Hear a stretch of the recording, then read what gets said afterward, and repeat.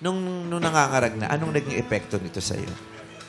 Nakaka-epekto po sa akin kasi pag minsan nagkakaway kami madalas, nawawala ako sa mood. Tapos kapag sa umaga, di ko na masyadong nagagawa yung mga nagawa ko kapag kunwari, nag-away kami. Parang nag-overthink ka ba sa nangyari sa problema po namin, ganun.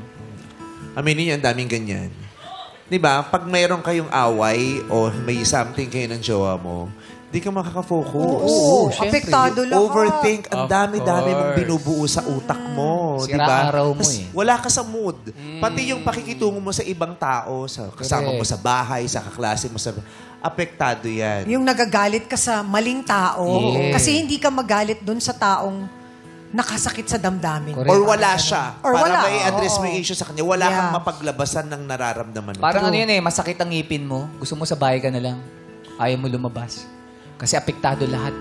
Sino kaaway mo doon sa ipin? Hindi, parang masakit ang ngipin mo. Yun yung pakiramdam pag may kaaway ka na yung mahal mo sa buhay.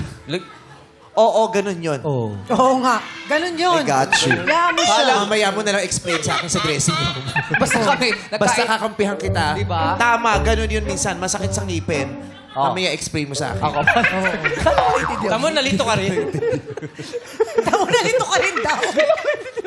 Kasi natawag namin kung sino yung na-apekto. Binubugahan mo. Sige, Oo. sige. Mali yung naisip ko.